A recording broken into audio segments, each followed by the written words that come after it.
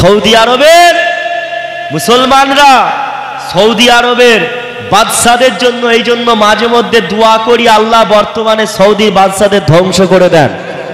ও নবী হুজুরের দেশের নেতা বলে মানি না, হুজুরের দেশের নেতা, ওটা নেতা নয়, ওটা হলো মুনাফিক ওয়াহাবি। এরাই হলো ইসলামের সব থেকে বড় দুশমন। বর্তমানে সৌদি আরবের যারা বাদশা আছে, একটা বৎসর যদি মানুষ, গোটা বিশ্বের মুসলমান যদি এক বৎসর যদি সৌদি আরবে হজে যাওয়া বন্ধ করে, ওরা বুঝতে পেরে যাবে প্রয়োজন আছে, এখন প্রয়োজন আছে একটা বৎসর হজে যাওয়া বন্ধ করা। গোটা বিশ্বের মুসলমান যদি একটা বৎসর সৌদি আরবে না যায় না, বুঝতে পারছেন না, বাতি জ্বলবে না, আর অর্থনৈতিক ওদের অবস্থা খারাপ হয়ে যাবে। মুসলমান ঘরের ছেলেমেয়েরা, বাবা তরুণীরা, এ নবী পাখি প্রেমিকেরা, এমন করে আল্লাহ নবী নবী দয়া নবী নবী আমার দিন দুনিয়া বাদশা হাবিবুল্লাহ বললেন, বাবা সাহাবারা এমন করে আল্লাহ দিকে ফিরে আসো, নামাজ পড়ো, রোজা রাখো, আল্লাহর ইবাদত বন্দেগি করো, কেননা দুদিনের জিন্দেগি, আজ আছো কাল হয়তো থাকবো না। এ যুবকেরা, পাড়া তরুণেরা, এমন করে আল্লাহ পাক রব্বুল আলামিন আমাদের কানে জানিয়ে দিলেন, ওরে আমার বান্দা বান্দিয়ারে, ইয়া আইয়ুহাল্লাযীনা আমানু তাকুল্লাহা, এই বান্দারা আর আমি আল্লাহ পাক, তোমরা আমাকে ভয় করো। বান্দা তোমরা ততটা ভয় করো, বান্দা যতটা ভয় করার উচিত, বান্দা তোমরা আমি আল্লাহ আমাকে ভয় করার মতন করো, মৃত্যুকে ভয় করার মতন করো। তুমিও মারা যাবে আর আমিও মারা যাব, কেউ এই দুনিয়া জমিনে থাকবো না, সবাই মারা যাব, সবাই ওই অন্ধকার কবরে, ওই অন্ধকার কবরে তুমি আমি সবাই চলে যাব। দুনিয়া জমিনে কেউ আমরা চিরজীবন থাকবো না। দেখো দেখো যুবক, আপনাদের এলাকায় যারা যে সমস্ত বাচ্চা বাচ্চা ছেলেরা, এমন করে যে সমস্ত ছোট ছোট ছেলেরা, যুবক ভাইরা যারা ইন্তেকাল করেছে, যারা মারা গেছে, তারা কেউ জানতো না আমরা মারা যাব, তারা কেউ জানতো না আমরাও মরে যাব। তারা এত অল্প বয়সে অনেক ছেলেও মারা গেছে, তেমন আপনি আমিও জানি না কে কখন মারা যাব। তাই আল্লাহ দিকে ফিরে আসুন, নামাজ পড়ুন, নামাজ পড়ুন, কেননা রাসূলুল্লাহ আল্লাহ নবী নবী দয়া নবী নবী আমাদের দুনিয়া বাদশা হাবিবুল্লাহ বললেন, বাবা সাহাবারা আসসালাতু মিফতাহুল জান্নাত, নামাজ হলো জান্নাতের চাবিকাঠি। দুনিয়া জমিনে যেমন তালা খুলতে গেলে চাবি লাগে, চাবির প্রয়োজন হয়, আর ওই রকম আপনি আমি ওই রকম জান্নাতে তালা খুলতে গেলে আপনাকে আমাকে নামাজের প্রয়োজন হবে।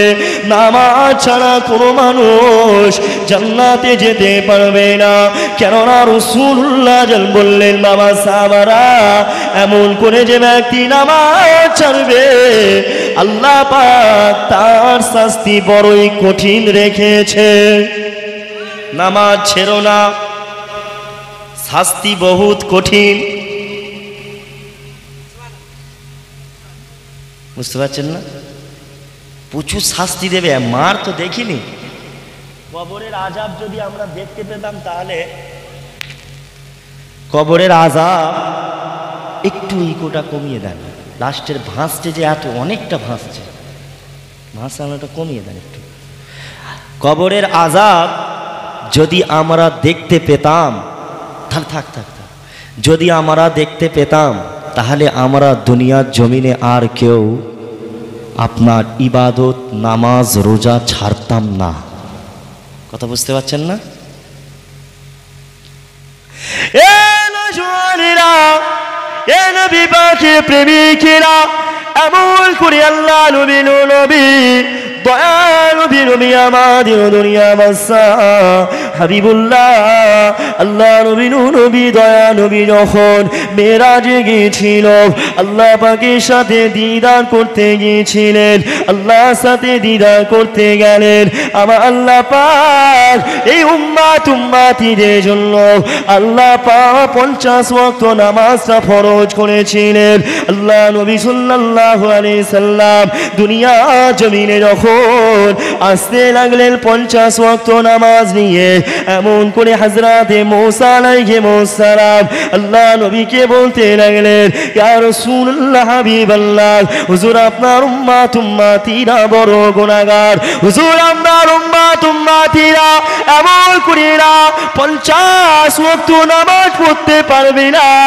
ইয়া রাসূলুল্লাহ ইয়া হাবিবাল্লাহ, হুজুর আপনার উম্মাতিরা 50 ওয়াক্ত নামাজ, আমার উম্মাতিরাও দেখেছি ওরা নামাজ ঠিকভাবে পড়তে পারতো না।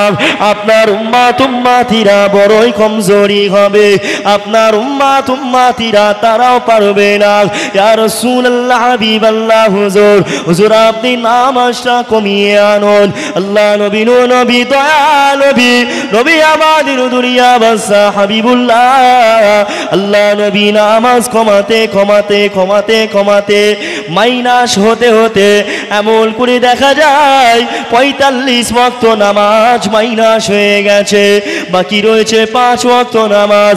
আল্লাহ নবী দয়াল নবী এমন করে 5 ওয়াক্ত নামাজ নিয়ে দুনিয়া জমিনে আগমন করতে লাগলেন, দুনিয়া জমিনে ফিরে আসতে লাগলেন। এমন করে আমার আল্লাহ আমার রাসূলুল্লাহকে বললেন, আমার হাবিব, আমার দোস্ত, আমি আল্লাহ পাক ঘোষণা করে দিলাম আপনার যে সমস্ত উম্মাতিরা 5 ওয়াক্ত নামাজ আদায় করবে, আমি আল্লাহ পাক আপনার উম্মাতিদের 5 ওয়াক্ত নামাজের বিনিময়ে 50 ওয়াক্ত নামাজের সব আমি আল্লাহ পাক লিখে দেব।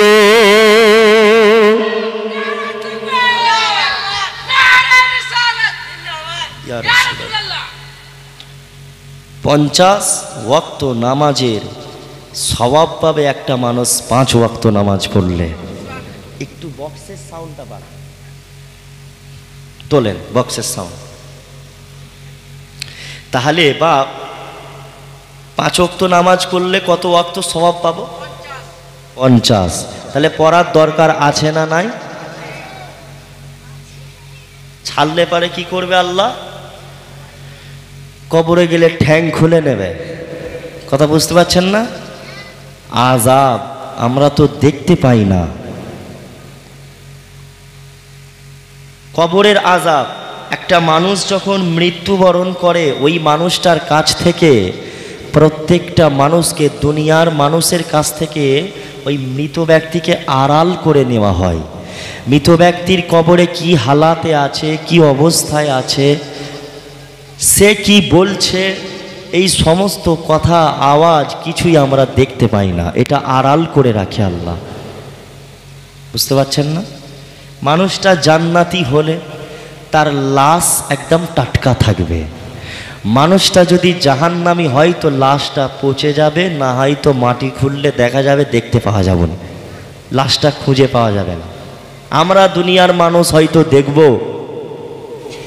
এখানে আব্দুল জলিলকে মাটি দিয়েছিলাম, জলিল ভাইয়ের লাশ কোথায় গেল দেখতে পাচ্ছি না, কিন্তু ওই লাশ ওইখানেই আছে, ওই কবরে ওর মধ্যেই আছে, আমরা দেখতে পাবো না।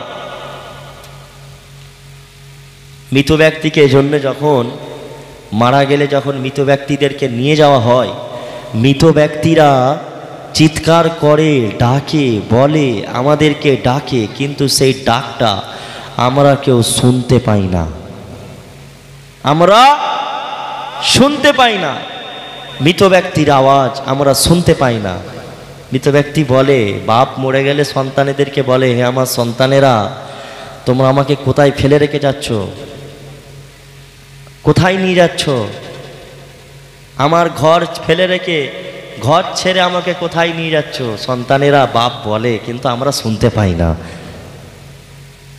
ওই যে খাটিয়ায় করে যখন নিয়ে যাওয়া হয়, মহিলারা যখন কান্নাকাটি করে সমস্ত আওয়াজ সব মৃত ব্যক্তি শুনতে পায়। কে কি কথা বলছে সব কিছুই মানুষ মৃত ব্যক্তি শুনতে পায়। মুসলমান ঘরে ছেলেমেয়েরা, আব্বারা, তরুণীরা, এ নবী পাখি প্রেমিকেরা, আসো আল্লাহকে ভয় করো, মৃত্যুকে ভয় করো, জাহান্নামকে ভয় করো। এমন করে সবাই দুনিয়া থেকে আমরাও চলে যাব।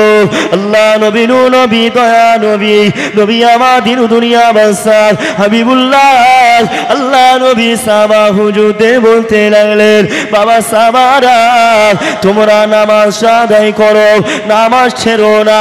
যদি নামাজ ছেড়েও যায়, কাজা নামাজ আদায় করে নাও। আল্লাহ নবী, তাই তো নবী আমার প্রতিটা ওয়াক্তে ওয়াক্তে আল্লাহ নবী বললেন, বাবা সাহাবারা, তোমরা কাজা নামাজটা পড়ে নাও। কেননা দুনিয়া জমিনে কত নামাজ ছেড়েছো তোমরা, আমরা কত নামাজ ছেড়েছি এটা আমরা কেউ জানি না। দুনিয়া জমিনে আমরা কত নামাজ ছেড়েছি, এই সমস্ত নামাজের হিসাব আল্লাহ আপনার কাছে নিয়ে নেবে। কিয়ামতের ময়দানে আল্লাহ পাক কাউকে ছাড় দেবে না। আল্লাহ পাক প্রতিটা বান্দা বান্দির সেকেন্ডের হিসাব নিয়ে নেবেন। আল্লাহ পাক কাউকে ছাড়বে না। এ যুবকের আব্বারা, তরুণেরা, ও আমার রাসূলুল্লাহ দিওয়ানারা, আল্লাহ নবী সাহাবা হুজুরেরা, তারা তবুও নামাজ ছাড়তেন না। তাদের সংসারে কত কষ্ট হয়েছিল, তাদের সংসারে কত কষ্ট হয়েছিল। তারা যখন নামাজ পড়তে দাঁড়াতেন, আবু জেহেল, উতবা, শাইবা, এমন করে মক্কা কাফের বেদিনেরা আল্লাহ নবী সাহাবাদের উপরে কত অত্যাচার করত। আল্লাহ নবী সাহাবারা যখন নামাজ পড়তে দাঁড়াতেন, কাফের বেদিনেরা এমন করে নবী পাকের সাহাবাদের পাটা হির হির হির হির করে টেনে টেনে নিয়ে চলে যেতেন। সাহাবা হুজুরিরা আল্লাহ নবী সাহাবারা যখন নামাজ পড়তে দাঁড়াতেন, এমন করে আমার রাসূলুল্লাহ যখন নামাজ পড়তে দাঁড়াতেন, আবু জেহেল, উতবা, শাইবা, মক্কার কাফের বেদিনীরা আল্লাহ নবীর উপরে উটের নাড়ি ভুঁড়ি চাপিয়ে দিত। তারা যে কষ্ট পেয়েছিল নামাজ পড়ার জন্য, তারা যে কষ্টটা পেয়েছিল আপনাকে আমাকে নামাজ পড়ার জন্য, সেই কষ্ট পেতে হচ্ছে না। প্রেমিকেরা, তাহলে আমরা কেন দুনিয়া জমিনে এসে কেন আমরা নামাজ ছেড়ে দিচ্ছি, কেন আমরা দুনিয়া জমিনে এসে নামাজ ছেড়ে দিচ্ছি? আপনার মসজিদে তো এই সন্তোষপুর মিদ্দি পাড়ায় আপনি যখন নামাজ পড়তে যান, আপনার নামাজের মধ্যে দুনিয়ার কোনো মানুষ আপনাকে ব্যাঘাত সৃষ্টি করে না। আপনি যখন নামাজ আদায় করেন, আপনি যখন নামাজ পড়তে দাঁড়ান, কেউ আপনাকে তো আপনার নামাজ পড়তে কেউ আপনাকে বারণ করে না। তাহলে কেন আমরা নামাজ ছেড়ে দিচ্ছি? আসো আল্লাহ দিকে ফিরে আসো, ঠিকঠাক ভাবে নামাজ আদায় করুন। যদি নামাজ ছেড়ে যায় তাহলে কাজা নামাজ আদায় করুন। যদি আপনি বলেন আমরা তো দর্জির কাজ করি, আমরা তো এইটা ওটা যে কোনো কাজ করি, এই কাজ করার জন্য নামাজ আমাদের ছেড়ে যাচ্ছে, কাজের জন্য এখন আমাদের নামাজ আমরা ঠিক সময় মতো আদায় করতে পারছি না। এ যুবকের আব্বারা, তরুণেরা, তোমার কি খেয়াল নাই? তুমি কি ভুলে যাচ্ছ রিজিকের মালিক আল্লাহ? রিজিকের মালিক দুনিয়ার কোনো মানুষ নয়, রিজিকের মালিক আল্লাহ। আল্লাহ পাক যদি মনে করে তোমার হাতটাকে আল্লাহ পাক আবাস করে দিতে পারে, আল্লাহ পাক যদি মনে করে তোমার পাটাকে আবাস করে দিতে পারে, আল্লাহ পাক যদি মনে করে, আল্লাহ পাক যদি ইচ্ছা করেন তোমার শরীরের মধ্যে এমন কোন রোগ দেবে তুমি আর দ্বিতীয় দিন আর কাজ করতে পারবে না। আল্লাহ পারে। আল্লাহু খায়রুর রাজিকিন, আল্লাহ হচ্ছে উত্তম রিজিক দাতা। আল্লাহ উত্তম রিজিক দাতা। মাইকালা আছে এখানে কি আর চলে গেছে না? বেস বেস কে কেউ জানো তোমরা? বেসটা 2 করে দাও একটু। দরুদ শরীফ আল্লাহুম্মা সাল্লি আলা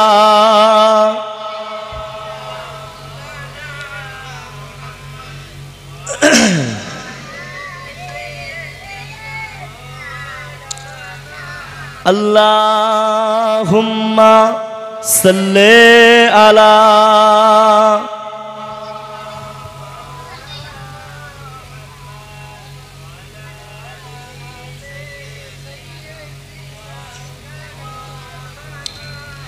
ঈদ মুবারক মুবারক ঈদ মুবারক ঈদ মুবারক মুবারক ঈদ মুবারক। আইর চলে সব দলে দলে ঈদ মুবারক বলে বলে, আইর চলে সব দলে দলে ঈদ মুবারক বলে বলে, সালাম শুভেচ্ছার বিনিময়ে ভরিয়ে দেব প্রেম সবার দিলে, সালাম শুভেচ্ছার বিনিময়ে ভরিয়ে দেব প্রেম সবার দিলে। ঈদ মুবারক মুবারক ঈদ মুবারক ঈদ মুবারক মুবারক ঈদ মুবারক। আজকে সকলের মন যে খুশি, মুখেতে সবার মধুর হাসি। আজকে সকলের মন যে খুশি, মুখেতে সবার মধুর হাসি। দুঃখ বেদনা হারিয়ে গেছে, আনন্দে তাই আজ মেতে উঠেছে। দুঃখ বেদনা হারিয়ে গেছে, আনন্দে তাই আজ মেতে উঠেছে। ছোট বড় তাই সবাই মিলে, ছোট বড় তাই সবাই মিলে ঈদগাহে যায় দলে দলে। ঈদ মুবারক মুবারক ঈদ মুবারক ঈদ মুবারক মুবারক ঈদ মুবারক। আহা কি সুন্দর দৃশ্য মনোরম, চারিদিকে তাই করছে গম গম। আহা কি সুন্দর দৃশ্য মনোরম, চারিদিকে তাই করছে গম গম। নতুন সাজে সেজেছে ধরা, সেই খুশিতে সব আত্মহারা। নতুন সাজে সেজেছে ধরা, সেই খুশিতে সব আত্মহারা। একটি বছর পর পাই পুরস্কার, একটি বছর পর পাই পুরস্কার। নবীজির উম্মত হলে পরে ঈদ মুবারক মুবারক ঈদ মুবারক ঈদ মুবারক মুবারক ঈদ মুবারক। আল্লাহুম্মা সাল্লি আলা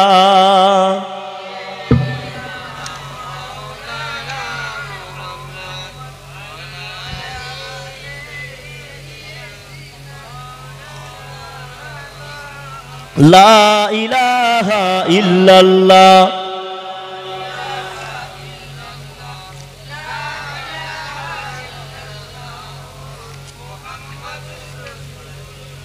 আল্লাহুম্মা একটু পানি দেবেন, মিষ্টি হয়ে গেছে গাল, একটু পানি দেন। পানি পানি গাল পুরো মিষ্টি হয়ে গেছে।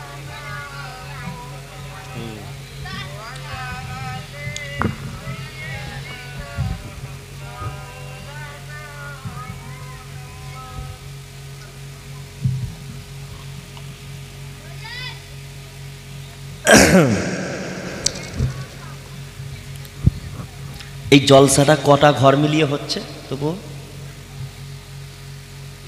ছোট করে, তাই? যে সমস্ত ভাইয়েরা রাস্তার দিকে আছেন সবাইকে অনুরোধ করব সবাই চলে আসেন। তা যে কথা বলছিলাম, সবাই আমরা মারা যাব, সবাই চলে যাব।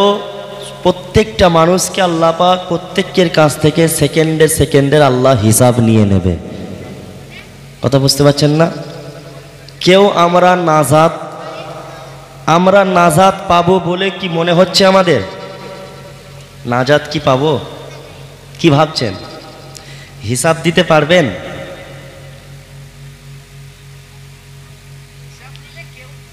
কেউ দিতে পারবো না। আর আল্লাহ কাউকেও ছাড়বেও না, সবাইয়ের হিসাব নিয়ে নেবে। আজকে আমরা নামাজ পড়ার আমাদের শক্তি আছে, রোজা রাখার শক্তি আছে, ইবাদত বান্দেগি করার শক্তি আছে, কিন্তু এমন একটা সময় আসবে আপনার এই শক্তিটাও থাকবে না। যিনারা বয়স্ক হয়ে গেছেন জিজ্ঞাসা করবেন তাদেরকে, তাদের নামাজ পড়তে কত কষ্ট হয়। এজন্য রসুল পাক সাল্লাল্লাহু আলাইহি সাল্লাম বলেছেন, যুবক বয়সের ইবাদত আমার আল্লাহ পাক রব্বুল আলামিন সব থেকে বেশি পছন্দ করে। জোরে বলুন সুবহানাল্লাহ। যুবকদের ইবাদত, যুবকদেরকে আগিয়ে আসতে হবে ইসলামের দিকে। শুধু বছরে খালি জলসা শুনবো, জলসা দুবো, ও তো বক্তাদের পকেট ভারী হচ্ছে, বক্তারা গাড়ি বাড়ি করছে। আপনারা জলসা দিচ্ছেন, যত ঘন ঘন জলসা দিবেন, যত জলসা দেবেন বক্তাদের লাভ। বক্তারা কোটি টাকার মালিক হচ্ছে। কথা বুঝতে পারছেন না? শুধু জলসা দিলে হবে না, আপনার জীবনকে রসুল পাক সাল্লাল্লাহু আলাইহি সাল্লামের আদর্শে আপনাকে আদর্শিত করতে হবে। হুজুরের দেখানো পথে আপনাকে চলতে হবে। যদি আল্লাহ পাক এই জায়গায় গজব দিতেন, আমাদের ওপরে যদি গজব আজাব দিতেন, তাহলে আমরা বুঝতে পারতাম। মানুষ এমনি দেখবেন বিপদ আপদ আসলেই বেশি বেশি করে আল্লাহকে স্মরণ করে, বিপদ আসলেই আল্লাহকে ডাকে, তারপরে আল্লাহকে ভুলে যায়। ফিলিস্তিনের মুসলমানেরা আজকে তাদের দিকে তাকান। আমরা তো ঈদেতে খুশি করছি, ঈদটা আমরা খুশিতে আনন্দে কাটাচ্ছি। এখনো সন্তোষপুরের এমনও ছেলেরা আছে, আশপাশে যদি কোথাও মেলা হয় সেই মেলাতে এখনো যায়, গিয়ে মেয়েদেরকে নাম্বার দেয় আর প্রেম ভালোবাসা করে। অনেক ছেলে এমনও আছে গার্লফ্রেন্ডকে নিয়ে বাইকে করে নিয়ে ঘোরে। কথা বুঝতে পারছেন না? জেনার কাজ হচ্ছে, এই জিনিসগুলো ভুলে গিয়েছে। আমরা খাওয়া দাওয়া ভোগ বিলাস আরাম আয়েশে আমরা দিন কাটাচ্ছি। ফিলিস্তিনের মুসলমানেরা শুধু কাঁদছে। তাদের কাছে রোজার মাসে সাহারি ছিল না, ইফতারও ঠিকভাবে ছিল না। ঈদের সময় আপনি আমি নতুন জামা পরেছি, তাদের কাছে নতুন জামাও নেই, এক ফোঁটা পানি পর্যন্তও পাচ্ছে না। ফিলিস্তিনের গাজা শহর, রাফা শহর সব ধ্বংস করে দিল, শূন্য হয়ে গেল, মানব পুরো শূন্য, মানুষ আর কেউ নেই। তবে মাথায় রাখবেন, সোশ্যাল মিডিয়ায় দেখছি কয়েকদিন পোস্ট করছে ছেলেরা যে গাজা শেষ হয়ে গেল, ফিলিস্তিন শেষ হয়ে গেল। ফিলিস্তিন এখনো শেষ হয়নি, মাথায় রাখবেন। মসজিদে আকসাতে, আমাদের মসজিদুল আকসাতে বোমা নিক্ষেপ করে মসজিদে আকসাকে ধ্বংস করেছে, কিন্তু ওই মসজিদে আকসা থেকেই একদিন আসবে, এমন একটা সময় আসবে ওই মসজিদে আকসা থেকেই ইসলামের বিজয়ের ঝান্ডা উঠবে। জোরে বলুন সুবহানাল্লাহ। ওই ফিলিস্তিন, ওই গাজা, এই সমস্ত জায়গাগুলোই হবে হেডকোয়ার্টার ইসলামের। জোরে বলুন সুবহানাল্লাহ। আমরা ওই ফিলিস্তিনের, তাদের জন্য আমরা কিছুই করতে পারছি না। কি করব? এই উম্মাদকে কিয়ামতের ময়দানে সত্যি জবাব দিতে হবে। ওই ছোট ছোট বাচ্চাদের কান্না, ছোট ছোট বাচ্চাদের সামনে আপনার আমার লজ্জা লাগে না যে আমরা কিভাবে মুখ দেখাবো?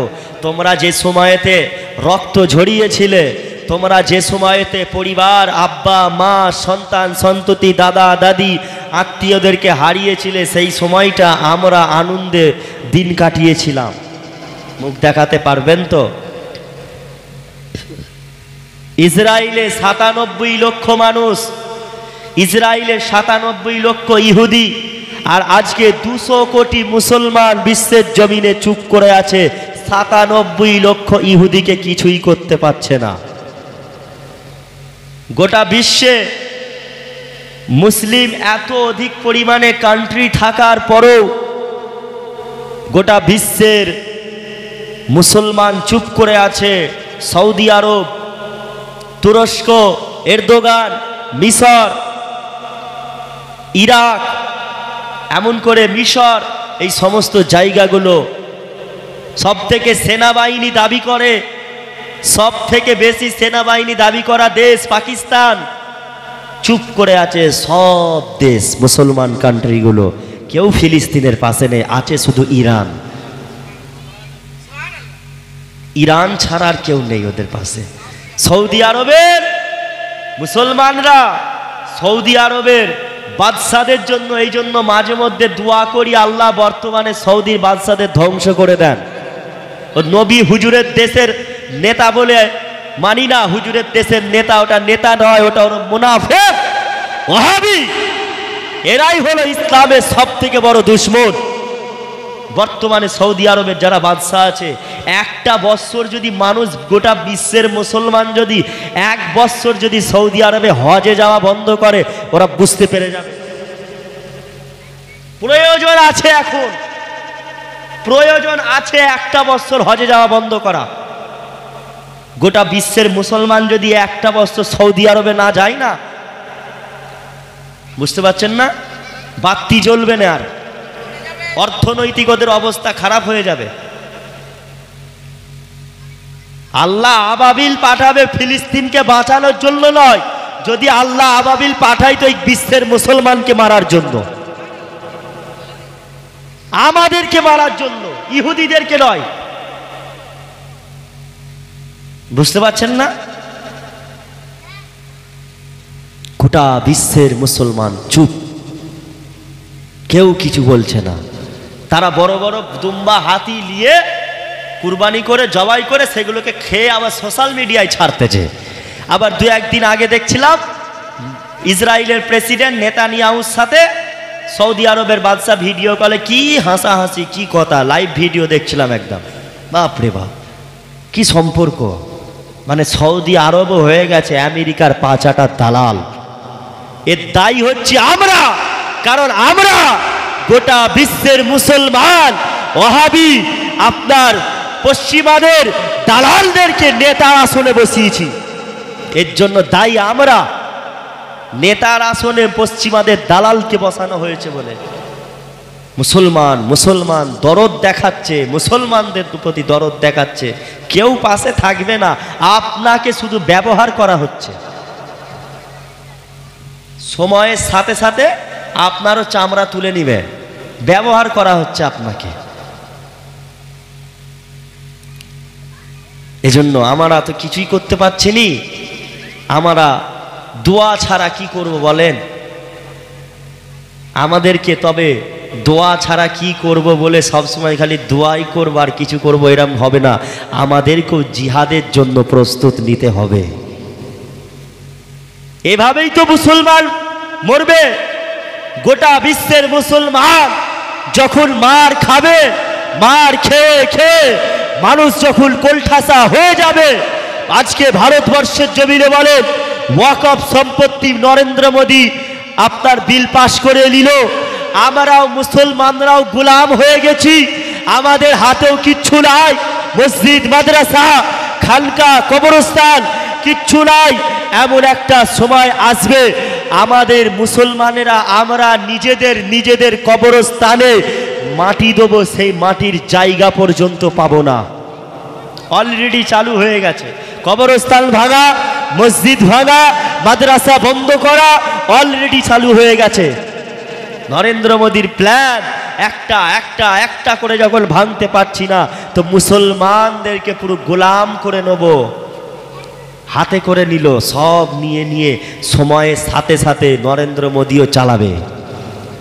দরকার আছে মোদী মারুক, ভারতবর্ষের উপরে অত্যাচার করুক, দায়ী হচ্ছি আমরা।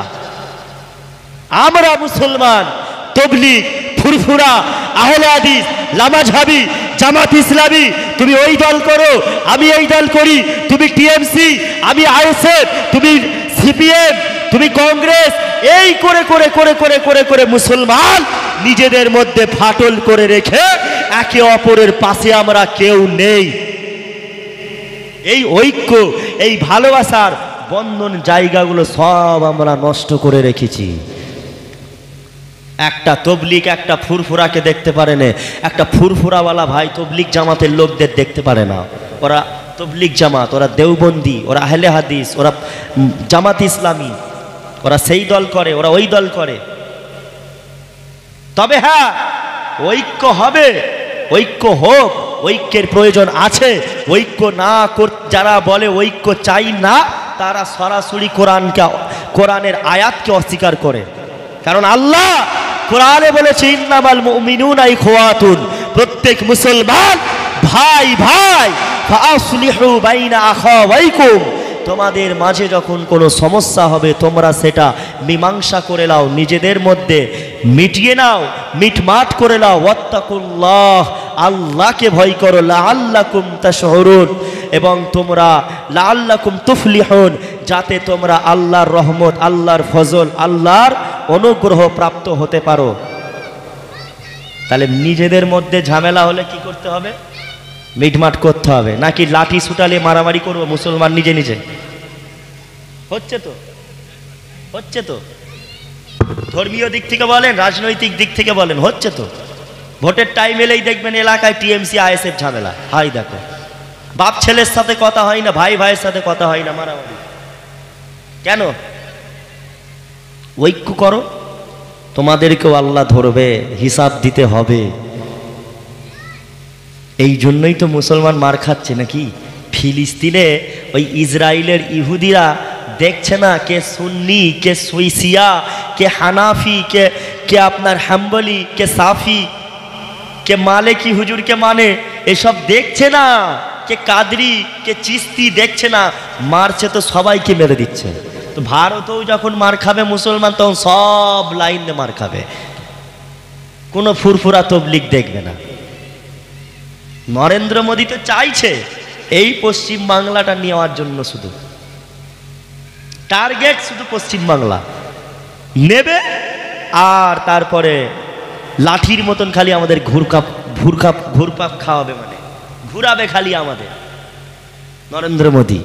এজন্য এই বিজেপির বিরুদ্ধে আমাদের আগামী দিনে আমাদের মাঠে নেমে লড়াই করতে হবে। কারণ এই সরকারও হচ্ছে সেই নেতানিয়াহুর মতন, বর্তমানে পাচ্ছে না, ঠিক সেই রকম ক্ষমতা নেই, তো সেজন্য মুসলমানদেরকে একচেটিয়ে মারতে পারছে না। কিন্তু সময়ের সাথে সাথে এই নরেন্দ্র মোদীও আমাদেরকে মারবে নেতানিয়াহুর মতন, হিটলারের মতন মারবে। অলরেডি তো গুজরাটের জমিনে একটা সময় ওই বিজেপি সরকার, নরেন্দ্র মোদী 3000 মুসলমানকে জ্বালিয়েছিল, পুড়িয়েছিল, হত্যা করেছিল। কথা বুঝতে পারছেন না? সব এত মার খাচ্ছে কেন? মুসলমানদেরকে এত মারছে কেন? প্ল্যানটা কি? কেন মারছে? মুসলমানরা এত দুশ্মন কেন মনে করছে মুসলমানদের? আরে শুনে রাখেন, হযরতে মুসা আলাইহিস সালামের জামানায় যখন ফেরাউন ছিল, ফেরাউনে ওই রকম, ফেরাউনের কাছে যখন মুসা আলাইহিস সালামের আগমনের কথা আসলো, আগমনের শুভেচ্ছা তার কাছে যখন আসলো যে আপনার জামানাতেও একজন মুসা আলাইহিস সালাম আসবে, সে আল্লাহর একত্ববাদের প্রচার করবে, ফেরাউন তখন কি করলো?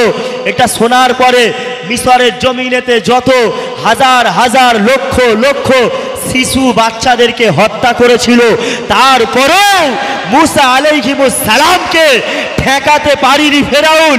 মুসা আলাইহিস সালাম ওই ফেরাউনের ঘরেতেই লালিত পালিত হয়েছিল। জোরে বলো। ঈসা আলাইহিস সালাম যখন দুনিয়ার জমিনে আগমন করবে, ঈসা আলাইহিস সালামের জামানাতেও ওই রকম তিনাদের ওই সময়ের যে সম্রাট বাদশা ছিল, ওই বাদশার কাছে জানিয়ে দেওয়া হয়েছিল তোমার এই সময়েতে একজন আল্লাহর প্রেরিত রসুল আসবে, তিনি একত্ববাদের প্রচার করবে, ইসলামের কথা বলবে। তখন তিনিও হাজার হাজার হাজার হাজার শিশুকে হত্যা করেছিল, তবুও ঈসা আলাইহিস সালামের আগমনকে ঠেকাতে পারিনি। আজকে যে ইসরায়েলের ইহুদিরা ফিলিস্তিনের মুসলমানদের উপরে মারছে, ফিলিস্তিনের মুসলমানদেরকে হত্যা করছে, ছোট ছোট শিশুদেরকে মায়ের কোল থেকে টেনে তাদেরকে হত্যা করছে, ড্রোন ক্যামেরা দিয়ে খুঁজে খুঁজে একটা একটা করে মানুষ মারছে।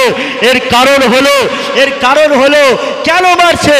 এর পিছনে একটাই কারণ, ওরাও জানে যে এই জামানায় ইমাম মাহদী নামক একজন মানুষ আসবে, যার আসল নাম হলো আপনার মুহাম্মদ, যার পিতার নাম হলো আব্দুল্লাহ। যেই মানুষটা আপনার মদিনা শরীফ থেকে প্রকাশ পাবে এবং যেই মানুষটা হযরতে ফাতেমাতুজ জোহরা রাদিয়াল্লাহু তাআলা আনহার বংশের মধ্যে জন্মগ্রহণ করবে, ওই মানুষটা আসার যে সৈনিক, ওই মানুষটার সৈনিকদেরকে ফিলিস্তিনের বাচ্চারা, ওই বাচ্চাগুলোই হয়তো হতে পারে আগামী দিনে ইমাম মাহদীর সৈনিক। তাই নেতানিয়াহু ইসরায়েলের প্রেসিডেন্ট এমন করে ফিলিস্তিনের বাচ্চাদেরকে লক্ষ লক্ষ বাচ্চাদেরকে হত্যা করছে।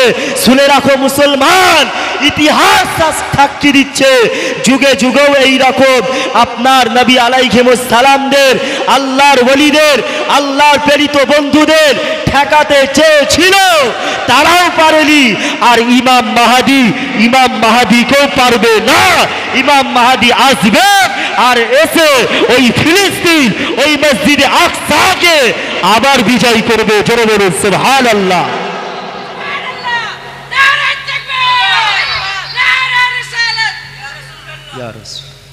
ওই ফিলিস্তিনের আপনার আবার ঝান্ডা উঠবে, ইমাম মাহদী আসবে, কেউ ঠেকাতে পারবে না। এজন্যই তো বিশ্বের মুসলমান ভয় করছে, ইমাম মাহদী আসবে। হ্যাঁ, ইমাম মাহদী এসে কি করবে? 7 বছর খেলাফত করবে। 7 বছর খেলাফত করার পরে তারপরে ইমাম মাহদী এই 7 বছরে গোটা বিশ্বের জমিনে শান্তিতে ভরপুর করে দেবে সবাইকে। কারুর ওপরে অশান্তি করবে না, অবিচার করবে না। ইমাম মাহদী আসলে যে আমার হিন্দু ভাইদেরকে মারবে তা নয়। ইমাম মাহদী আসলে হুজুর যখন আসবেন প্রত্যেকটা ধর্মের মানুষই শান্তিতে থাকবে, সবাইকে অর্থ দিয়ে, সম্পদ দিয়ে, কেন গোটা বিশ্বের মানুষ এক হবে। আমরা সবাই ইমাম মাহদীর সৈনিক হতে চাই। কারা কারা হতে চান? হাত তোলেন। মাশাআল্লাহ, আল্লাহ পাক কবুল করেন। জোরে বলেন আল্লাহুম্মা আমিন। আমরা শহীদি মৃত্যু কামনা করি। এখন আমরা মুসলমান, আমরা শহীদ হতে চাই। প্রত্যেকটা মুসলমানের বর্তমান বিশ্বের পরিস্থিতি অনুযায়ী প্রত্যেকটা মুসলমানকে, আপনার আমার অন্তরকে প্রত্যেকটা মুসলমানের দোয়া করা উচিত, আল্লাহ আমাকে শহীদি মৃত্যু দান করেন, শহীদ মৃত্যু দান করেন। এই দোয়াটা করবেন, আল্লাহ আমাকে ইমাম মাহদীর সৈনিক করেন। ইমাম মাহদী হুজুরের সৈনিক হয়ে যারা যুদ্ধ করবে, যারা যুদ্ধ করে শহীদ হবে, তারা বদরি সাহাবাদের মতন সওয়াব পাবে। জোরে বলুন সুবহানাল্লাহ। বদরের যুদ্ধে সাহাবারা যেই সওয়াব পেয়েছিল সেই সওয়াব পাবে। আর সেই যুদ্ধটা একটা হবে পৃথিবীর জমিনে, আবারও একটা যুদ্ধ হবে, যেই যুদ্ধের নাম হলো গাজওয়াতুল হিন্দ। আর এই গাজওয়ায়ে হিন্দ যুদ্ধে মুসলমানেরাই বিজয়ী হবে। জোরে বলুন সুবহানাল্লাহ। আপনার উত্তরপ্রদেশের যোগী আদিত্যনাথ গরুর পেশাব খায়, যিনি পেশাব খেয়ে বলে আমার শরীরে শক্তি হচ্ছে, যোগী আদিত্যনাথ গরুর পেশাব খেয়ে বলে শরীরে শক্তি হচ্ছে। আরে আমরা গরুর গোস্ত খাই, এসো দেখি টাক ফাটিয়ে দেবো পশ্চিমবাংলায়। যোগী আদিত্যনাথ বলছে মুসলমান गजवाए हिंद का जो सपना देख रहा है कयामत तक साकार नहीं होगा। मुसलमान जे गजवाए हिंदेर स्वप्न देखছে কিয়ামত পর্যন্ত ওটা হবে না। টেকো কি জানে হুজুর বলে গেছে ১৫০০ বছর আগে। হুজুরের একটাও কথা মিথ্যা নয়। হুজুর যেগুলো ভবিষ্যৎবাণী করেছে, মুহাম্মদ সাল্লাল্লাহু আলাইহি সাল্লাম যেগুলো ভবিষ্যৎবাণী করেছে, বিজ্ঞানীরা বড় বড় বিজ্ঞানীরাও সেগুলো যাচাই বাছাই করেছে, সব দেখছে হ্যাঁ হচ্ছে। মুহাম্মদ সাল্লাল্লাহু আলাইহি সাল্লাম ১৫০০ বছর আগে যা যা বলে গেছিল সব ঘটছে, আগামী দিনেও ঘটবে, কোনো কিছু বাকি থাকবে না। আর ওই গাজওয়ায়ে হিন্দে মানুষ মরবে। গাজওয়ায়ে হিন্দ হওয়ার আগে মানুষের অর্থনীতি, টাকা পয়সা, সব অর্থনৈতিক অবস্থা খারাপ হয়ে যাবে। আল্লাহ নবী বলেছে একটা বছরের তোমরা খাবার তোমরা জোগাড় করে রাখো, 1 বছরের খাবার জোগাড় করে রাখো যাতে তোমাদের অসুবিধা না হয়। এমন এমন আসবে দিন, খরা দেবে, দুর্ভিক্ষ আসবে, সেই দুর্ভিক্ষ আসবে আবার। কথা বুঝতে পারছেন না? মুসলমান ঘরের ছেলে মেয়েরা, আব্বারা, তরুণেরা, এ নবী পাখি প্রেমিকিরা, আসো আল্লাহকে তাই ফিরে আসো, আল্লাহ দিকে ফিরে আসো। দুনিয়া জমিনে আর কতদিন আপনি বাহাদুরি করবেন? দুনিয়া দুনিয়া ছেড়ে দেন, আল্লাহ দিকে ফিরে আসো। শহীদ হওয়ার চিন্তা করুন, শহীদি মৃত্যু কামনা করুন। কেননা আল্লাহ নবী নবী দয়া নবী নবী আমাদের ও দুনিয়া বাদশা হাবিবুল্লাহ বলেছেন, আমার সাহাবারা শুনে রাখো, আশ-শাহীদু লা ইয়াজিদু মাসাল কতলি ইল্লা কামা ইয়াজিদু আহাদুকুমুল করসাতা ইয়াকরাসুহা। একজন শহীদ ব্যক্তি, একজন শহীদ ব্যক্তি, যেই ব্যক্তি শহীদ হবে আর ওই শহীদ ব্যক্তিটা কিয়ামতের দিনেতে আল্লাহ দরবারে সুপারিশ করবে 70 জন মানুষের জন্য। তার নিকট আত্মীয়দের মধ্যে 70 জন মানুষের জন্য শাফাত করবে। আল্লাহ পাক তার শাফাত কবুল করে নেবে, আল্লাহ পাক তার সুপারিশ কবুল করে নিয়ে আল্লাহ পাক ওই 70 জনকে জান্নাতি করে দেবে। এ যুবকের আব্বারা, তরুণেরা, তাহলে বোঝা গেল একজন শহীদ ব্যক্তি 70 জন করে আল্লাহ দয়া জান্নাতে নিয়ে যাবে। আজকে যে ফিলিস্তিনে মুসলমানেরা মার খাচ্ছে, এমন করে ওই সব মুসলমানেরা যারা শহীদ হচ্ছে, ওই শহীদ ব্যক্তিরা 70 জন করে জান্নাতে নিয়ে যাবে। শুধু তাই নয়, আল্লাহ পাক শহীদ ব্যক্তিদের এত মর্যাদা দিয়েছে, আল্লাহ পাক কুরআন পাকের মধ্যে জানিয়ে দিলেন, ওরে আমার বান্দা বান্দিরা রে, আমি আল্লাহ পাক জানিয়ে দিলাম, আমি আল্লাহ পাক ঘোষণা করে দিলাম, ওয়ালা তাকুলু লিমান ইউকতালু ফি সাবিলিল্লাহি আমওয়াত। ওরে আমার বান্দা রে, আমি আল্লাহ পাক ঘোষণা করলাম, যারা শহীদ হবে, যে সমস্ত মানুষেরা শহীদ হবে, আর ওই মানুষগুলোকে তোমরা মৃত বলো না, মৃত বলো না, ওই মানুষগুলো মারা যায়নি। আজকে যে ফিলিস্তিনের মুসলমানেরা যারা শহীদ হচ্ছে, এমন করে যে সমস্ত শহীদরা আল্লাহ রাস্তায় যাদের জীবনটা কুরবান করে দিয়েছে, যারা আল্লাহ রাস্তায় শহীদ হয়েছে, তাদেরকে কখনো মৃত বলতে পারবেন না। কেননা আল্লাহ পাক আবার জানিয়ে দিলেন, ওরে আমার বান্দা বান্দিরা রে, বাল আহিয়াউন, তারা বরং তারা জীবিত, বাল আহিয়াউন, বরং তারা জীবিত, ওয়ালাকিন লা তাশউরুন, যদি তোমরা বুঝতে, যদি তোমরা অনুভব করতে, তারা মৃত নয়, তারা জীবিত। এ যুবকের আব্বারা, তরুণেরা, এমন করে শহীদ ব্যক্তিরা যখন শহীদ হয়ে যায়, আল্লাহ নবী বললে, বাবা সাহাবারা, এমন করে শহীদ ব্যক্তিরা দুনিয়ার কোন সালিহিন বান্দা, দুনিয়ার কোন আল্লাহওয়ালা মানুষ যখন, দুনিয়ার কোন আল্লাহর ওলি যখন মৃত্যুবরণ করে, আর ওই ওলিটা এমন করে ওই আল্লাহর সালিহিন বান্দাটা আল্লাহ জান্নাত দেখে এমন করে দুনিয়ায় আর ফিরে আসতে চাই না।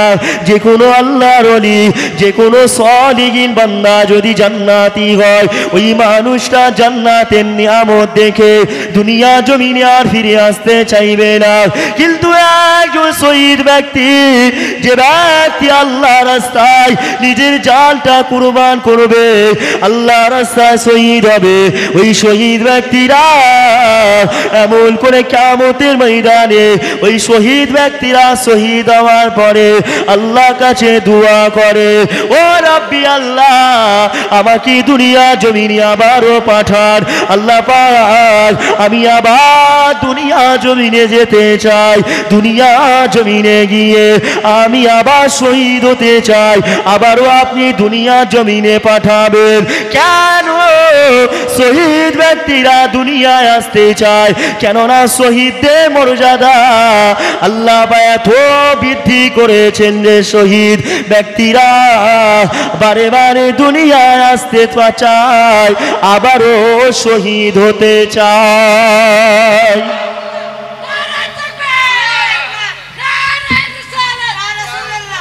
শহীদ বারবার হতে চায় তারা। আল্লাহওয়ালা মানুষরা মারা গেলে, তিনারা মারা গেলে, মৃত্যুবরণ হলে তারা আর আসতে চায় না, কিন্তু একজন শহীদ ব্যক্তি, এই জন্য রসুল পাক সাল্লাল্লাহু আলাইহি সাল্লামের সাহাবা হুজুররা যখন তিনারা তিনাদের জান কুরবান করতেন, তখন সাহাবা হুজুররা বারে বারে বলতেন, আমাদেরকে যদি আল্লাহ পাক 100টা জীবন দিত তবুও আমরা আল্লাহর রাস্তায় কুরবান করে দিতাম। জোরে বলুন। শহীদদের মর্যাদা এত। সাদিক ভাই কিছু বলবে? বলবে না তো?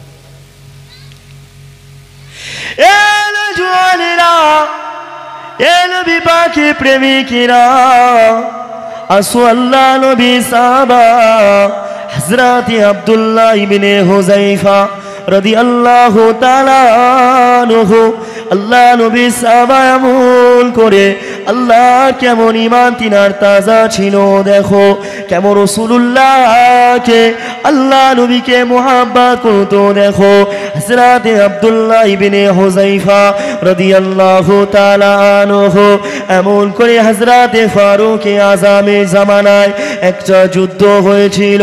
ফারুক আযম এমন করে ওমর ফারুক রাদিয়াল্লাহু তাআলা আনহু জামানায় ওই যুদ্ধেতে সমস্ত মুসলমান সৈনিকদের কারে, মুসলমান সৈনিকদের কারে এমন করে বন্দী করেছিল। মুসলমান সৈনিকদের কারে এমন করে বন্দী করা হয়েছিল। মুসলমান সৈনিকদের কারে যখন বন্দী করা হয়, এমন করে আব্দুল্লাহ ইবনে হুযায়ফা রাদিয়াল্লাহু তাআলা আনহু চোখের সামনেতে এমন করে কাফের বেদিনেরা আল্লাহ নবী সাহাবাদের, মুসলমান ভাইদেরকে আপনার গরম উত্তপ্ত তেলের মধ্যে ছাড়তে লাগলেন। জীবন্ত মানুষদের কারে গরম তেলের মধ্যে ফেলে দিচ্ছে। হযরত আব্দুল্লাহ ইবনে হুযায়ফা রাদিয়াল্লাহু তাআলা আনহু তিনি তবুও নিজের ঈমানটা হারা হলেন না। তবুও তিনি বলতে লাগলেন, যেই বাদশাটা অত্যাচার করেছিল ওই বাদশা ছিল রোমান সম্রাট। ওই রোমান সম্রাট আব্দুল্লাহ ইবনে হুযায়ফাকে বলতে লাগলো, এ আব্দুল্লাহ ইবনে হুযায়ফা, তুমি কলেমা ছেড়ে দাও, ইসলাম ছেড়ে দাও, আর আমার একটা মেয়ে আছে, ওই মেয়েকে তুমি বিবাহ করে নাও। এমন করে তুমি বিবাহ করে নিয়ে তুমি আমার খ্রিস্টান ধর্ম কবুল করে নাও, মুসলমান ইসলাম ধর্ম ছেড়ে দাও। আল্লাহ নবী সাহাবা হযরত আব্দুল্লাহ ইবনে হুযায়ফা রাদিয়াল্লাহু তাআলা আনহু বলতে লাগলেন, এ রোমান দেশের বাদশা, এ রোমান দেশের সম্রাট, না না না, আমি আব্দুল্লাহ ইবনে হুযায়ফা আল্লাহর একত্ববাদ নবীর রিসালাত কখনো ছাড়ব না। এমন করে আমি কলেমা কখনো ছাড়ব না। আমি তোমার মেয়েকে বিবাহ করতে পারবো না। রোমান দেশের বাদশা, রোমান দেশের সম্রাট এই কথা শোনার পরে আল্লাহ নবী সাহাবা আব্দুল্লাহ ইবনে হুযায়ফাকে এমন করে আগুনে ফেলে দেওয়ার নির্দেশ দিলেন। এ যুবকের আব্বারা হযরত আব্দুল্লাহ ইবনে হুযায়ফা রাদিয়াল্লাহু তাআলা আনহুকে যখন এমন করে রোমান দেশের বাদশা এমন করে যখন আগুনের কাছে নিয়ে যায়, আগুনের কাছে নিয়ে যাওয়া পরে হযরত আব্দুল্লাহ ইবনে হুযায়ফা ঝরঝর করে কাঁদতে লাগে, ঝরঝর করে কাঁদতে লাগে। এমন করে রোমান দেশের বাদশা সৈনিকেরা মনে করলো আব্দুল্লাহ ইবনে হুযায়ফা মনে হয় ভয় পেয়েছে, আব্দুল্লাহ ইবনে হুযায়ফা মনে হয় ইসলাম ধর্ম ছেড়ে দেবে। এক যুবকের আব্বারা হযরতে আব্দুল্লাহ ইবনে হুযায়ফা ঝরঝর করে যখন কাঁদেছে, হযরতে আব্দুল্লাহ ইবনে হুযায়ফাকে রোমান দেশি বাদশাহ, রোমান দেশি সম্রাট বলতে লাগলো, এ আব্দুল্লাহ ইবনে হুযায়ফা, তুমি কি ইসলাম ধর্ম ছেড়ে দেবে? তুমি কি কালেমা ছেড়ে দেবে? তুমি আমার ধর্ম কবুল করিলাও, যদি তুমি আমার ধর্ম গ্রহণ করো তাহলে আমি আমার তোমাকে রাজ্যের আপনার অর্ধেক সম্পদ দিয়ে দেব, অর্ধেক সম্পত্তি, আমার অর্ধেক সম্পত্তি তোমার নামে লিখে দেব। ইসলাম ছেড়ে দাও, অর্ধেক সম্পত্তি কি করব? তোমার নামে লিখে দেবো। ইসলাম ছেড়ে দাও আর আমার মেয়েকে খালি বিবাহ করে নাও। আচ্ছা বাপ, আমাদের যদি এখন কেউ যদি আমাদেরকে 1 কোটি টাকা দেয় কি 2 কোটি টাকা দেয় আর বলে ইসলাম ধর্ম ছেড়ে দাও, আমার ধর্ম গ্রহণ করো, এখনকারের মানুষ কি করবে? নামাজ পড়ে না তো ঠিকঠাক ভাবে, আর ঈমান থাকবে কি করে? 1 কোটি দূরের কথা, অল্প পয়সাতেই মানুষ এখন আহলে বায়েতদের বিরুদ্ধে কথা বলে, অল্প টাকা খেয়ে আহলে বায়েতদের বিরোধী করে। আহলে বায়েত মানে নবীর খানদানদের, নবীর বাচ্চাদের সাথে বিয়াদবি করে। কথা বুঝতে পারছেন না? আমাদের ঈমান এমন এমন ঈমান, আল্লাহ নবী বলেছিলেন 1500 বছর আগে যে একটা মানুষ হাতের মধ্যে আগুন রাখা যেমন কঠিন হয়ে যাবে, ঠিক এমন একটা সময় আসবে মানুষের ঈমান ধরে রাখাও ঠিক ওই রকম কঠিন হয়ে যাবে। মানুষ ঈমান ধরে রাখতে পারবে না। মানুষের ঈমান সকালবেলায় মুসলমান, দুপুরবেলায় কাফের, দুপুরবেলায় মুসলমান, বিকালবেলায় কাফের। মানুষের ঈমান আসবে যাবে, আসবে যাবে। যদি বলেন কেন, কিভাবে ঈমান যায় আর আসে? আমাদের কথাবার্তা, ওঠা বসা, চাল চলন, ব্যবহারে, লেনদেনে আমরা এমন এমন কাজ করে ফেলি যেটার দ্বারাই আমাদের ঈমান আমরা হারা হয়ে যায়, আমরা বুঝতে পারি না। তাই তো রসুল পাক সাল্লাল্লাহু আলাইহি সাল্লাম বলেছে, প্রত্যেকটা দিন সকালবেলায় যখন ঘুম থেকে উঠবে তোমরা কলেমা শরীফ পড়ো, দরুদ শরীফ পড়ো। দুপুরবেলায় বা মাঝে মধ্যে যখনই মনে পড়বে কলমা শরীফ, দরুদ শরীফ পড়ে আবার নিজের ঈমানটাকে মজবুত করে নাও। কথা বুঝতে পারছেন না? আর আমাদের ছেলেরা কাজ কাম নিয়েই ব্যস্ত হয়ে যায়। কাজ করতে যদি বলেন আমি হুজুরকে ভালোবাসি, আল্লাহকে ভালোবাসি, আল্লাহকে ভয় করি, না, ওটা মৌখিক। প্র্যাকটিক্যালে প্রকৃতপক্ষে আমরা এখনো আল্লাহকে ভালোবাসতে পারিনি, হুজুর পাক সাল্লাল্লাহু আলাইহি সাল্লামকে ভালোবাসতে পারিনি। আমরাও হুজুরের স্থানে গোস্তাকি করি। আমরা মুসলমান তো, হুজুরের স্থানে কেউ যখন গোস্তাকি করে আমরা তখন বলি নবীর বিরুদ্ধে কথা বললে তার গলা কেটে ফেলবো। রাস্তায় বেরিয়ে সন্তোষপুর, বর্গেছিয়ায় সব জায়গাগুলো একদম সব বুক করে ফেলি, রাস্তায় বিরাট প্রতিবাদ করি, অমুক মহিলা, অমুক লোকটা হুজুরের স্থানে গোস্তাকি করেছে, জান দিয়ে দেবো। হুজুরের স্থানে গোস্তাকি করলো, হুজুরের স্থানে বিয়াদবিমূলক কথা বললো। আরে মুসলমান, তুমিও একটা বড় বিয়াদব। যদি বলেন কেন, আরে হুজুর পাক সাল্লাল্লাহু আলাইহি সাল্লাম বলেছে, যে ব্যক্তি দাড়ি চাঁচলো সে যেন আমি রাসূলুল্লাহ আমার গলায় খুর চালালো, ছুরি চালালো।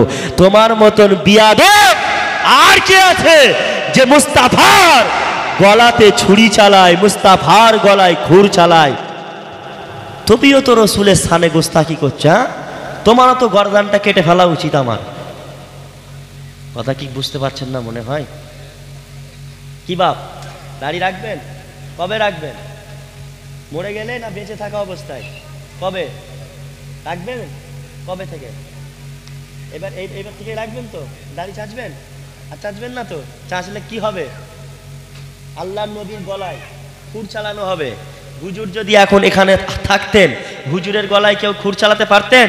এই যে মাথায় গামছা দিয়ে আছেন, কতদিন আর হুজুরের গলায় খুর চালাবেন বলেন? দাড়ি রাখবেন তো? হুজুরের স্থানে বিয়াদবি করবেন? তাহলে কি করতে হবে এবারে? দাড়ি রাখতে হবে তো নাকি? বক্তারা আলেম ওলামারা কতবার বলবে, কত করে বলবে? দাড়ি রাখবেন না? হুজুর যদি এখানে থাকতেন, হুজুরের গলায় ছুরি চালাতে পারতেন? আপনি কি মুসলমান তো? তাহলে দাড়ি রাখেননি কেন? এর আগে ওয়াজ শুনেছেন? ওয়াজ শুনেছেন? তাহলে কবে রাখবেন?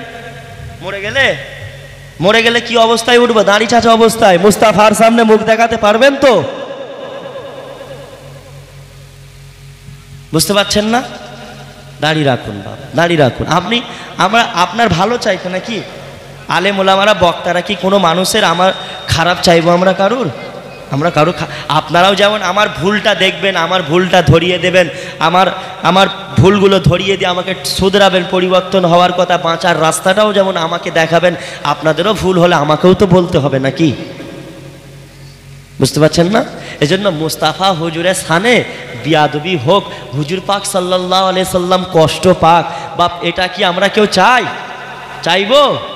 আর কতদিন দাড়ি চাঁচবেন? তাহলে বাপ সকলকে অনুরোধ করব, সবাই দাড়ি রাখবেন। দাড়ি রাখলে খারাপ লাগে না, দেখতে সুন্দর লাগে? কোনটা সুন্দর লাগে? যদি খারাপ লাগতো তাহলে মুস্তাফা হুজুর কি দাড়ি রাখতেন? কথা বলে না। দাড়ি রাখতেন? রাখতেন না।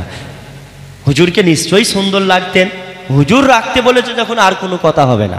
হুজুর যখন বলেছে আমার সাথে আমি কষ্ট পাই, তাহলে হুজুরকে আমরা কষ্ট দেবো, এই কাজ আমরা মুসলমান হিসাবে আমরা করতে পারবো না। যারা করবে তারা নির্লজ্জ, বেহায়া, কান কাটা কুকুর, কান কাটা কুত্তা যাকে বলে, যে বারবার বলার পরেও হুজুরের সাথে বিয়াদবি করছে। সব কটাকে কিয়ামতের ময়দানে জবাব দিতে হবে। মুসলমান ঘরে ছেলেমেয়েরা, আব্বারা, তরুণেরা, এ নবী পাখি প্রেমিকিরা, না না না, মুস্তাফার সাথে বিয়াদবি করো না, মুস্তাফার সাথে বিয়াদবি করো না। আমরা মুসলমান ঠিকঠাক ভাবে নামাজ পড়তে পারছি না, ঠিকঠাক ভাবে আল্লাহর ইবাদত করতে পারছি না, তবে কেন মুস্তাফা হুজুরের সাথে বিয়াদবি করব?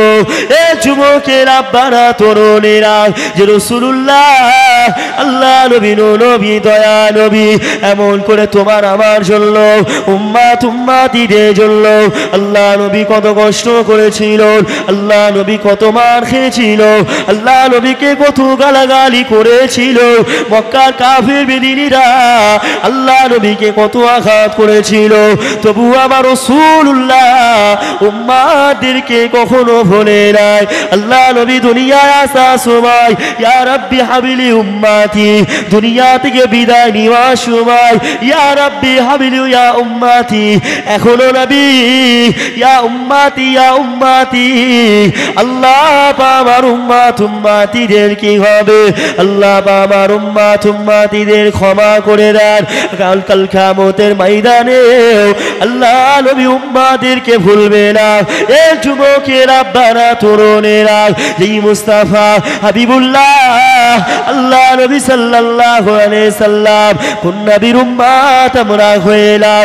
যে নবীকে আল্লাহ পাক সর্বশ্রেষ্ঠ নবী করেছিল, যে নবীকে আল্লাহ পাক, যে নবীর উম্মত হওয়ার জন্য অন্যান্য নবীরা আল্লাহ দরবারে কেঁদেছিল, ও রব্বি আল্লাহ আমাকে আখিরি নবীর উম্মত উম্মতি করে পাঠান। কিন্তু আমার মুস্তাফা হুজুরের আমরা উম্মত হইলাম, আমাদেরকে কাঁদতে হয়নি, আমরা ফিরি ফিরি আখিরি নবীর উম্মত হইলাম। এ যুবকের, আব্বারা, তরুণেরা, এই তো আমার রাসূলুল্লাহর সম্মান আল্লাহ পাক এতটা আলা করেছিলেন। আমরা সর্বশ্রেষ্ঠ মানুষ হলাম, এমন করে আমরা সর্বশ্রেষ্ঠ নবীর উম্মত হলাম। আজকে আমরা মুসলমান, সর্বশ্রেষ্ঠ নবীর উম্মত হওয়ার পরও আমাদের কর্ম ইহুদিদের মতন হয়ে যাচ্ছে কেন?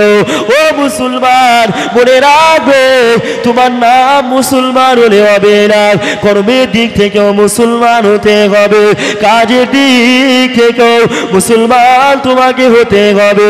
আল্লাহ নবী নূর নবী দয়ার নবী হুজুরের মোহাব্বত, হুজুরের প্রেমটা অন্তরের মধ্যে জোটান, হুজুরের ভালোবাসা অন্তরের মধ্যে ভরপুর করেন। কেননা আল্লাহ নবী নূর নবী দয়া নবী নবী আমার দিন দুনিয়া বাদশাহ হাবিবুল্লাহ সম্মান আল্লাহ কতটা আলা করেছেন দেখেন। হযরতে আমেনা যখন আমার মুস্তাফা যখন দুনিয়া জমিনে আগমন করেছিলেন, হযরতে আমেনা কাঁদছে, ঝরঝর ঝরঝর করে কাঁদছে। ও রাব্বি আল্লাহ পাক আমার মুস্তাফার জন্য আল্লাহ পাক আজকে যদি আব্দুল্লাহ বেঁচে থাকতো, আজকে যদি আমি আমেনা আমার স্বামী বেঁচে থাকতো, ও রাব্বি আল্লাহ আমার মুহাম্মাদের জন্য আল্লাহ বা আমার স্বামী আব্দুল্লাহ কিছু খেলনা কিনে আনতো, কিছু খেলনা কিনে আনতো। আমার মুস্তাফা ওই খেলনাগুলো নিয়ে খেলাধুলা করতো। এ যুবকের আব্বারা আল্লাহ নবী নূর নবী দয়া নবী নবী আমার দিন দুনিয়া বাদশাহ হাবিবুল্লাহ আল্লাহ নবী যখন দুনিয়ার জমিনে এসেছিলেন, আমার মুস্তাফা হুজুর ছিলেন এতিম নবী, এতিম নবী আমার মুস্তাফা হুজুর এতিম অবস্থায় দুনিয়ার জমিনে আসিলেন। এমন করে আল্লাহ নবীর আম্মা যা ঝরঝর করে কাঁদেছে, মুস্তাফাকে খেলনা কিনে দেওয়ার মতন কেউ নাই। মুস্তাফা স্বামী মুস্তাফা হুজুরের আল্লাহ নবীর আব্বা যা যদি বেঁচে থাকতেন তাহলে কিছু খেলনা কিনে আনতেন। ওই সময় আমার আল্লাহ পাক জিবরাইল আলাইহিস সালামকে বললেন, এ জিবরাইল আমার ফরিস্তারা যাও, চলে যাও, চলে যাও, আমার আমিনার কাছে যাও, আমিনাকে গিয়ে বলো, ও আমিনা আল্লাহ পাক জানিয়েছে, আল্লাহ পাক ঘোষণা করেছে তোমার মুস্তাফার জন্য আব্দুল্লাহ যদি বেঁচে থাকতো, তোমার স্বামী যদি বেঁচে থাকতো তাহলে মুহাম্মাদের জন্য কিছু খেলনা কিনে আনতো। সেটা হয়তো মাটির খেলনা হতো, সেটা হয়তো প্লাস্টিকের খেলনা হতো।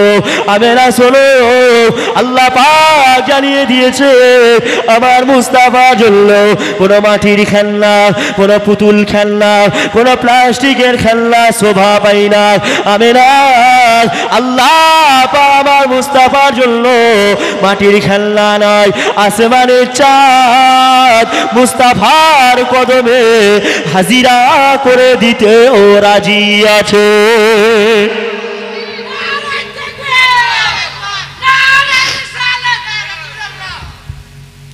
মাটির খেলনা নয়, প্লাস্টিকের খেলনা নয়, হাবিবুল্লাহ হুজুরের জন্য আসমানের চাঁদটাও চলে আসতে রাজি আছে খেলনা হিসাবে। জোরে বলো সুবহানাল্লাহ।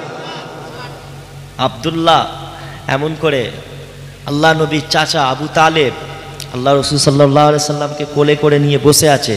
ঠিক সন্ধ্যার সময় দেখছে আসমান থেকে একটা চাঁদ কুদরতিভাবে, চাঁদ কি নিচে নেমে আসতে পারে না মুস্তাফার কদমে? যেই রব কি পারে না, আল্লাহ কি পারে না, যে আল্লাহ পৃথিবীটা এই এত বিরাট আসমানটা আকাশটাকে বিনা খুঁটিতে আল্লাহ রেখেছে। আপনাদের এই প্যান্ডেল, এই জলসার প্যান্ডেল যদি বাঁশগুলো খুলে ফেলা হয়, প্যান্ডেলের ছাদ কি আর থাকবে? জোরে বলেন, থাকবে? থাকবে না।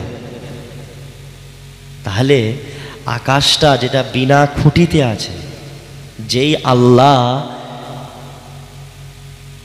এক ফোঁটা নাপাক পানি দিয়ে, এক ফোঁটা নাপাক বীর্য দিয়ে যে আল্লাহ একটা সন্তান জন্মগ্রহণ করতে পারে মায়ের গর্ভে, সে আল্লাহ কি পারে না? তাহলে বলেন, দুনিয়ার মানুষ আমরা কেউ পারবো একটা মানুষকে তৈরি করতে? পারবো না, ক্ষমতা নাই। আল্লাহ কি পারে না? আল্লাহ সব পারে। আল্লাহই তো সর্বশক্তিমান। আল্লাহ পাক মুস্তাফা আবু তালেব দেখছে যে আসমানের চাঁদটা আস্তে আস্তে নামছে, নামতে নামতে নামতে নামতে হুজুর পাক সাল্লাল্লাহু আলাইহি সাল্লামের মাথা মোবারকের ওপরে চলে আসলেন। আবু তালেব মনে করলেন যে হয়তো মুহাম্মদ সাল্লাল্লাহু আলাইহি সাল্লাম আমার ভাতিজার মাথার ওপরে হয়তো চাঁদটা পড়ে যাবে। তিনি তখন মাথার ওপর হাত দিয়ে ঢেকে দিলেন, মাথাটা ধরে রাখলেন যাতে চাঁদটা না আবার মাথায় পড়ে যায়।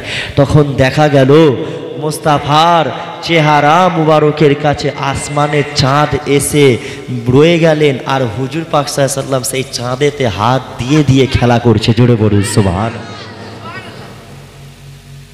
বুঝতে পারছেন না? আসমানে চাঁদ চলেইছে।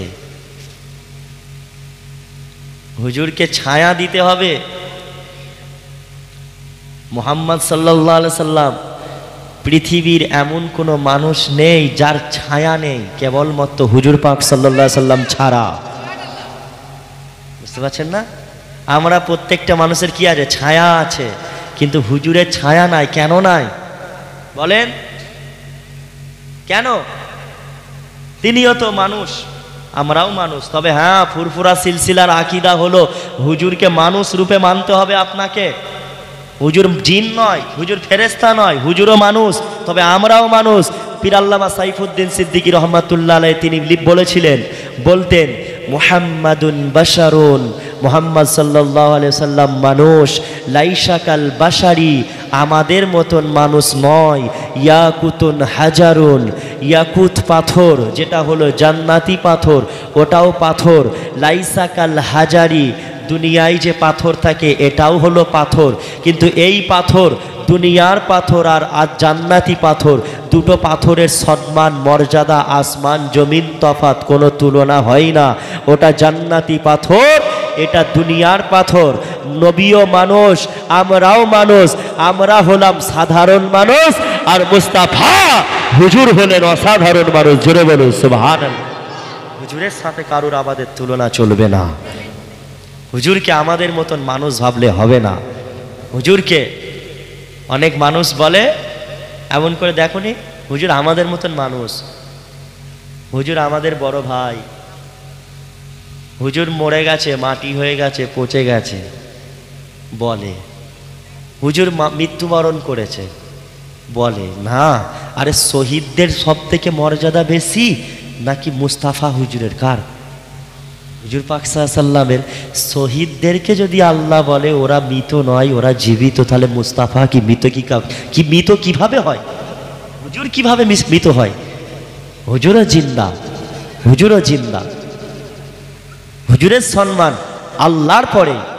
আল্লাহর পরেই হলো হুজুরের স্থান। জোরে বলুন সুবহানাল্লাহ। আল্লাহ নবীর ছায়া কেন ছিল না?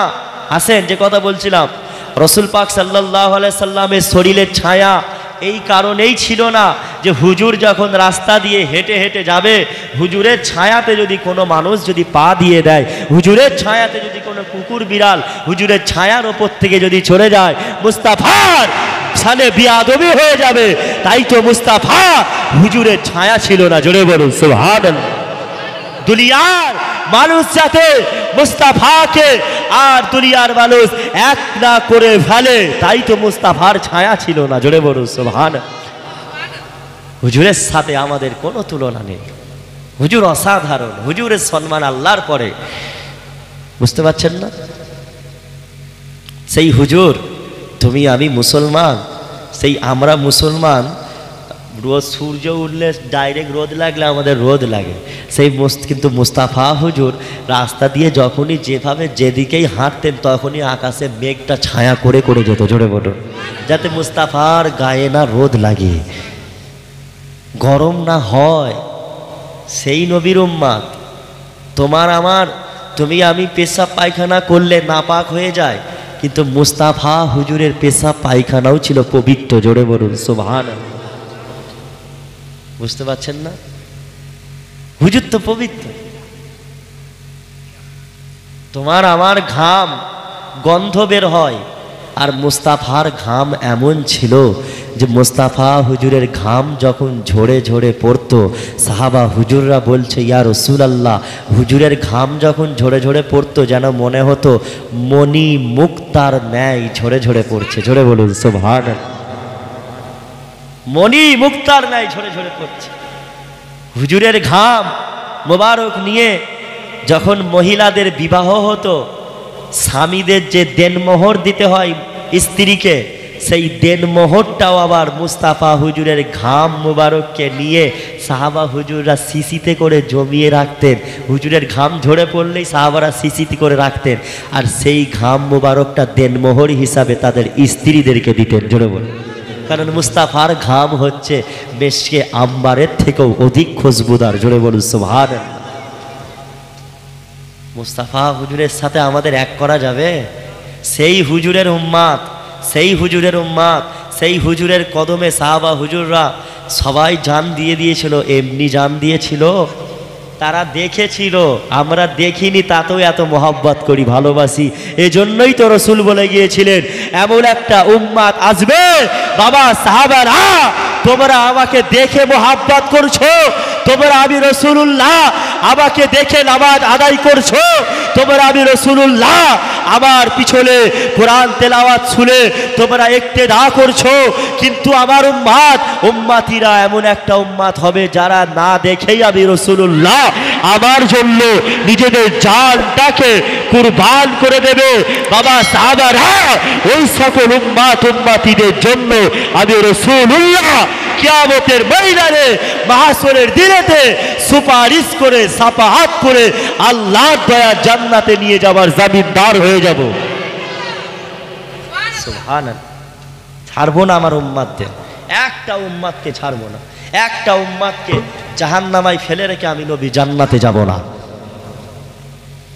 অন্যান্য নবীদের জন্য জান্নাতকে আল্লাহ হারাম করেছে প্রবেশ করা, যতক্ষণ না পর্যন্ত আখিরি রসুল মুস্তাফা এবং মুস্তাফা হুজুরের উম্মাতিরা জান্নাতে না প্রবেশ করবে। জোরে বলুন সুবহানাল্লাহ। আমরা যতক্ষণ না জান্নাতে যাব, অন্যান্য নবীরাও জান্নাতে যেতে পারবে না, অন্যান্য নবীর উম্মাতেরাও পারবে না। সেই নবীর উম্মাত হয়ে এসেছি, তো সেই হুজুর বলল বাবা নামাজ পড়ো বাবা 5 ওয়াক্ত। সেই হুজুর বলল, যেই হুজুর 5টা 50 ওয়াক্ত নামাজের জায়গায় 5 ওয়াক্ত নামাজ হয়ে গেল।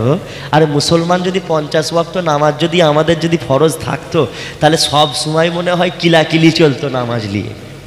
24 ঘন্টা নামাজ, খেতে কিভাবে, পড়তে কিভাবে, 24টা ঘন্টা নামাজ নিয়ে পড়ে থাকতে হতো।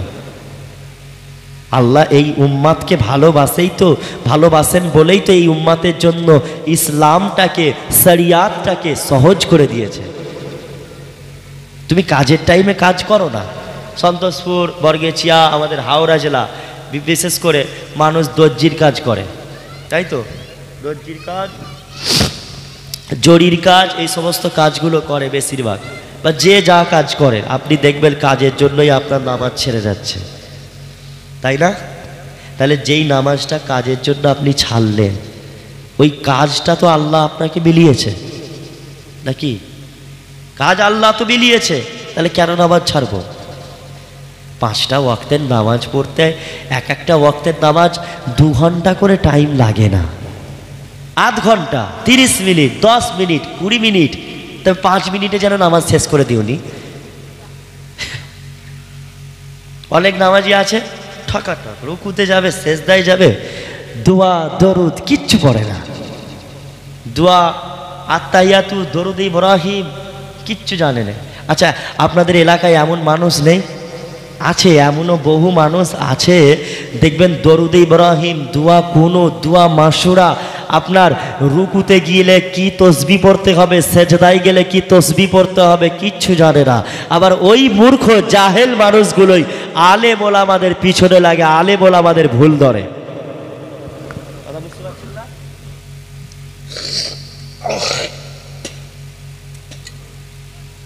আলেম ওলামাদের ওই মানুষগুলোই ভুল ধরে।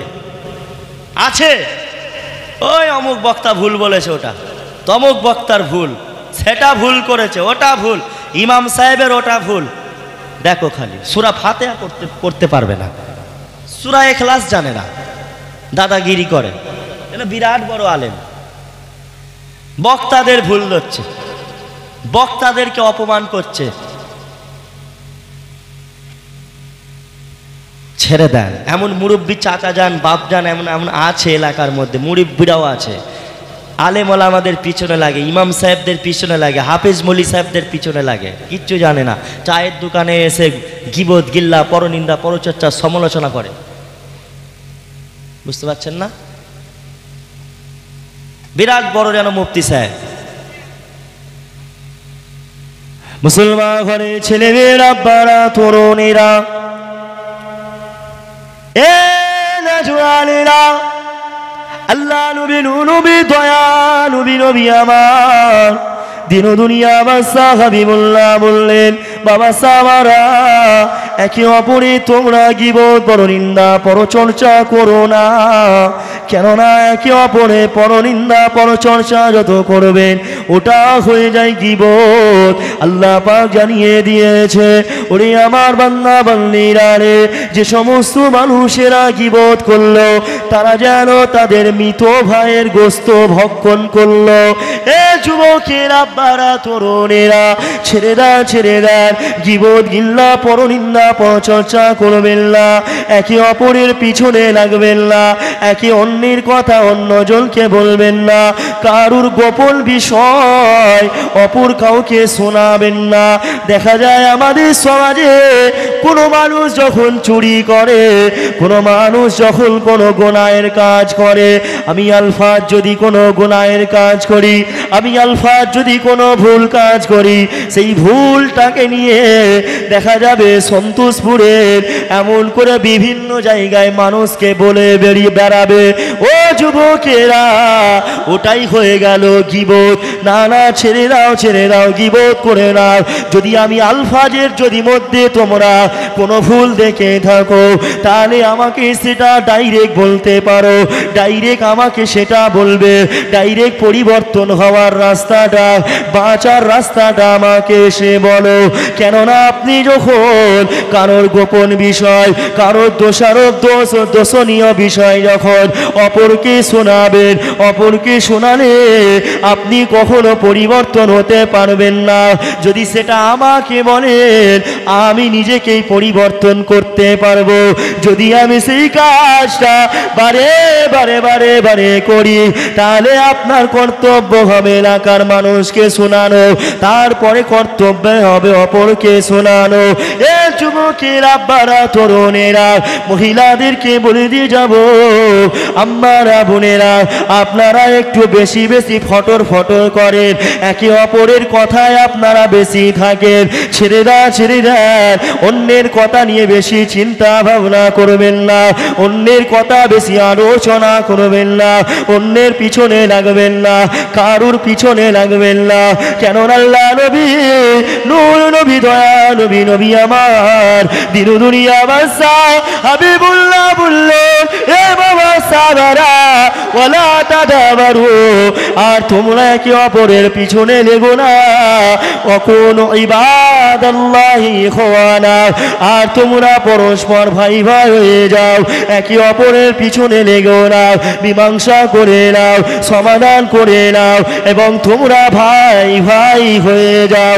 এ যুবকের আব্বারা, তরুণেরা, শুধু জীবিতদের নয়, আবারও দেখা যায় সমালোচনা করার পাশাপাশি আমরা মুসলমান একে অপরকে অন্যকে গালাগালি করি।